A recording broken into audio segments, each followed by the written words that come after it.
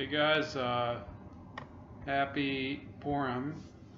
That's the holiday that we have today, but it's Saturday night, and we're going to talk about a great interview that was on Tucker Carlson tonight a couple of days ago concerning Jorge Ramos. And if you don't know who he is, he's this reporter for Univision, a very fierce critic of Donald Trump, and I'm sure he has like his own good reasons and whatever. First of all, he's a Mexican American. He's made millions and millions of dollars as a media mogul. I think. I don't know if he's got any management. I think he is in the management of Univision, or Univision as it's pronounced properly. But one of the problems that many people have had with him is that he goes and focuses a lot on illegal immigrants as if they have the right to be here in this country and that their overall impact is positive. And he denies a lot of the statistics that have cropped up that show that in reality, America is not served by allowing illegal immigrants in here. And one of the worst things is that these advocates for open borders, they don't address the problem of what are we going to do to expand infrastructure or accommodate them using the infrastructure we have here. First of all, if they come here, they're usually impoverished and they need help in order to be able to sustain themselves here. If they have kids here, they need to put them in schools. If they have health problems, they need to go to hospitals. If they have, for example, there's all sorts of, ways that they can draw on our resources and make this country a lot harder to keep solvent. If you're talking about from an environmental standpoint, think about all these Democrats that they're all about the environment or whatever. What good way is having more people, period, come in here and make this place home? You need somewhere to house them. So you have to accommodate them in terms of housing. So you'd be going and pretty much expanding into natural habitats in many cases. It's really something where you have to wonder, are these Democrats, are these liberals taking into account that this is a humanitarian disaster? What's been going on for decades is a humanitarian disaster. And what Ramos admitted in the interview, and I'll post the interview link I got from Excalibur Report. I'll post the Excalibur Report link. They're these couple guys that I know that they run a pretty good news website. I'm not gonna say I agree with everything they say, but they have a great perspective on things. And I do send them. I've already written one article for them. But you have to consider it this way. The reason that Latin American countries like illegal immigration to the United States is very simple. It's that they know that this is a safety valve for all of the social problems that they have. All they have to do is they let off some steam. They let these people come up north to the United States. They don't have to deal with them that much. And it's a major problem that we're taking off their hands.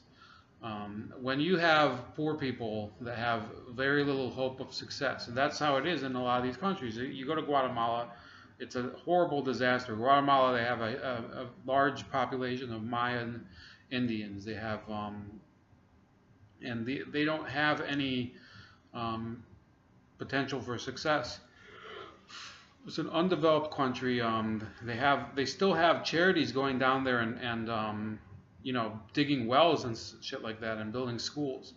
I know Larry Elder does it, and all these conservative radio hosts, they go down there for this organization called Food for the Poor, and yet they're being called the racists in this equation. The real solution to the immigration crisis is to remove the motivation for people to leave their country. why would people leave their country if they were getting the prosperity and development that they need in order to stay where they are? That's the real question. You have a problem when you just let all of your problems get exported. That's the type of country that they have in Guatemala. That's the type of country they have in a lot of these places. I'll be frank. This Jorge Ramos is you know, I used to watch Univision for some of the soccer programs that they had. I like Mexican soccer. I'm actually a fan. You know, you're gonna laugh at me, but I'm a fan of the Mexican national team. Just from a soccer perspective, you know. And I used to work at a restaurant, and I was only Anglo there. There was a guy from El Salvador, there were two people from Honduras, and there was one guy from Uruguay. And the problem with saying that, oh, these are Latin Americans, just like Tucker Carlson pointed out, Latin American doesn't really mean anything. Latin America is one of the most diverse categories that you could have, Latin Americans. Remember that in many of these countries, immigration was a huge, it had like a major influx all throughout both the 19th and 20th centuries. That's why in Peru there was a president that was Japanese, Alberto Fujimori, or Fujimori as you should say in Japanese. There was in Argentina, there was such a massive influx of Italian immigrants that apparently something like more than half of Argentinians today have Italian ancestry. The same thing with Brazil. They have just huge numbers of Germans, Ukrainians, people from all over Europe. You have people from India. You have people from China. You have people from Japan. You have this premise that they're promoting, that we're against brown people. It's not true. The United States doesn't have a problem with Latin Americans coming in. Latin American countries have a problem with actually giving a sustainable and viable future for their own people. That's why they're coming here. It's the same reason why people are coming here from the Middle East. Their countries are run by a bunch of assholes, so they come here. And it's not like we have to blame them for wanting to have a better life, but the real answer, the real solution has nothing to do with letting more people in. Look, I have a lot of friends that are Jewish or Russian, and they say things like, "Oh, we were refugees too, coming here to the United States, or you know, well, we needed refugee status too." They have to remember, the United States didn't let everybody in back then. There were people who were denied entry too. A lot of people were denied entry to the United States. It's not like this country has ever had an open immigration policy towards refugees ever. In some cases, look at the problem that we're talking about with you know, saying, oh, these people should come here so that they don't have to suffer where they are. That doesn't solve anything. It's really a testament to the arrogance of the leaders of those countries that they're claiming that for some reason we have the obligation to let them in, as opposed to them having the obligation to really look after the needs of their own people. I saw this interview with Vicente Fox, or I think I heard it on the radio a few days ago, where he repeats his whole declaration that we are not going to pay for this fucking wall. And Vicente Fox was the president of Mexico. He said this on Conan, and he said it before a lot of times, and he claimed, you know, he's claiming that, you know, he's talking all this tough, brash nonsense about Donald Trump. Vicente Fox said in the same appearance that when he was president, he met numerous Mexicans who would go to, who would say to him, look, we're tired of making nothing, we're going north, we're going to the United States to make a better life. You know what would have been the proper response for Vicente Fox? to actually fix conditions in his own country so people don't have to fucking leave. That's the message you have to give to Vicente Fox. We're not responsible for fixing your problem. If you're a fucking asshole and your country's run by these corrupt cartels and oligarchs, then it's not the responsibility of a neighboring country to take care of them. We're not a perfect country either. We have a bunch of assholes who run this country too. That doesn't mean that we're responsible for every problem in the world. Mexico is a country where, I mean, in the 30s, for example, they had a war where they were persecuting Catholics. You know, Mexico is a country where for something like 70 years they had a one-party system. They have really no right to criticize anybody else. It's almost as if it's the pot calling the kettle black. Now, there's certain things America did that Mexico has never done. Certain bad things. You know, we've had issues with you know, foreign interventions and whatever, but you know, they're far from a perfect country. They're far from having the right to say to anybody that you know, they're really on the moral high ground. And Jorge Ramos is no different. He came here, he got his citizenship, and now he's advocating on having more Mexican people come here. Look, we can have some Mexican people come here, and we can have them apply legally. We can have them come here and do it the right way. What does not benefit us is his denial of crime statistics, and not just crime statistics. There's violent crimes that are being underreported regarding these Latin American immigrants, especially from countries like El Salvador and Honduras and Guatemala. What he doesn't want to talk about, what he never will address, is the Mara Salvatrucha. The Mara Salvatrucha are the largest gang in Central America. And they're coming here and they're allying with the cartels. And these street gangs, they come here and they murder a lot of teenagers that were either initiates or did something to insult one of the members of the gang. That's the way they do it. They're just a gang of you know, basically neighborhood street toughs. They're just bullies and whatever, and they come here and they do the same thing here that they did in Guatemala. They did it, or El Salvador, wherever they came from. They span numerous countries, and they're growing.